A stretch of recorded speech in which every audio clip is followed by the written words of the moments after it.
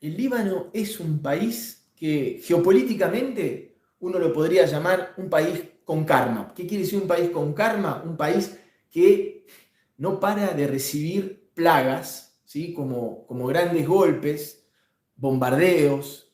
¿Sí? Beirut era una ciudad que es la capital del Líbano, era una ciudad europea, era como la perla que había en Occidente, era el Líbano, y tras una guerra quedó a la miseria. Entonces el Líbano está en una crisis desde hace años. Eso también es una de las cosas que hay que entender sobre el Líbano.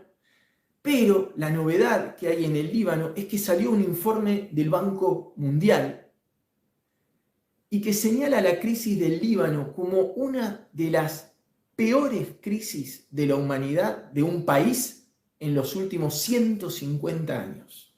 Una de las peores es la del Líbano y, sin embargo, poco es lo que se habla del Líbano. ¿Por alguna estrategia geopolítica? ¿O no? ¿O porque a nadie le interesa? Como tantos otros países. Tal vez sí, tal vez no. ¿Sí? Pero en este último año, recuerden que el Líbano encima tuvo una terrible explosión.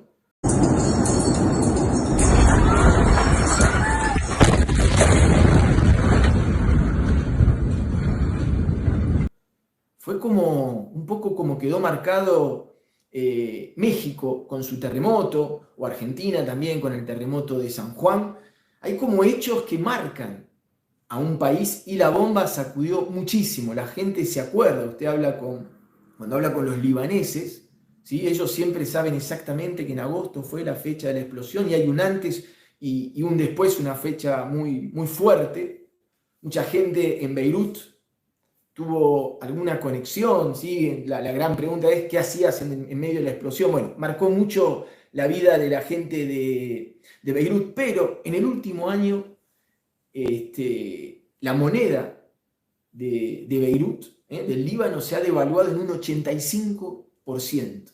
85% de devaluación. Un país que no tiene gobierno, no llega a conformar gobierno. Las reglas que establece el sistema político en el Líbano, y la cosa está tan fragmentada que es un país que hace 7 meses que está sin gobierno.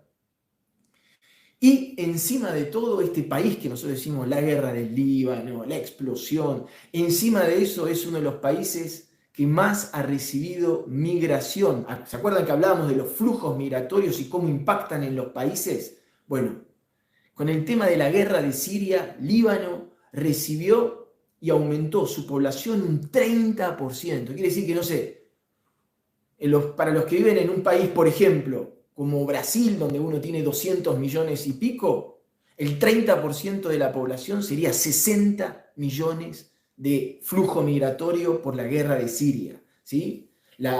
Imagínense que el Líbano tenía una población de 3 o 4 millones y en muy poco tiempo se encontró con una población de 6 millones. Eso hace explotar los servicios sociales, etcétera, etcétera. Entonces, esto causó y causa un desabastecimiento general. Usted ve las imágenes en el Líbano, la gente se pelea por el aceite, por ejemplo.